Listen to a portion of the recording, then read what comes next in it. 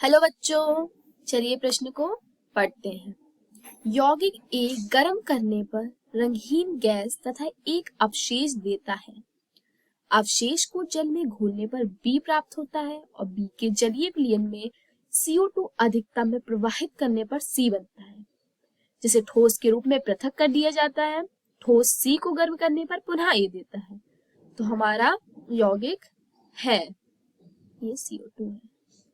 विकल्प पहला CaCO3, विकल्प दूसरा Na2CO3, विकल्प तीसरा K2CO3 और विकल्प चौथा CaSO4.2H2O। तो आइए सबसे पहले हम इस प्रश्न की मुख्य अवधारणा को समझते हैं कि आखिर हमारा प्रश्न क्या कह रहा है। मुख्य अवधारणा प्रश्न में बोला है कि यौगिक ए को गर्म करने पर रंगहीन गैस, कौन सी रंगहीन गैस मिल रही है और एक अवशेष मिल रहा है। ठीक है, फिर इस अवशेष को जल में घोलने पर, किसमें, जल में, H2O, जल में घोलने पर हमें B प्राप्त हो रहा है। फिर इस B के जलीय विलयन को हम CO2 की अधिकता में प्रवाहित करेंगे तो हमारा C मिल रहा है, जो कि एक ठोस के रूप में से पृथक कर लेते हैं। जब इस ठोस को गर्म करेंगे तो हमें पुनः A मिल जाएगा।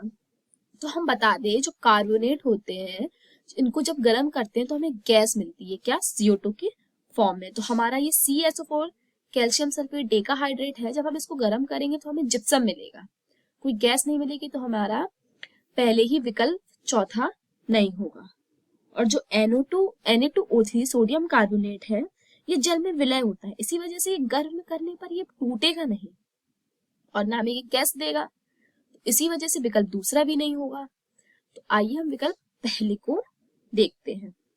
जब हम CaCO3 यानी कैल्शियम कार्बोनेट CaCO3 को गर्म करेंगे, ये हमारा A है, तो हमें गैस CO2 और अवशेष CaO मिलेगा। जब हम इसे जल ये विलयन में प्रवाहित करेंगे तो हमें कैल्शियम हाइड्रोक्साइड CaOH का होल ट्वाइस मिलेगा, जो कि हमारा B है। फिर इस B को CO2 के आधिक्य में प्रवाहित करेंगे तो हमारा CaHCO3 का whole twice sodium calcium bicarbonate मिलेगा, जो कि हमारा C है। जब हम इस C को पुनः गर्म करेंगे तो हमें कैल्शियम कार्बोनेट A मिल जाएगा। तो यह पूरा प्रोसेस हमारा सही हो रहा है। तो हमारा विकल्प पहला सही होगा, विकल्प तीसरा भी नहीं होगा, फिर विकल्प पहला सही उत्तर है। आशा करती हूँ आप सभी को मेरा समझाया हुआ प्रश्न समझ आया हो। धन्यवाद।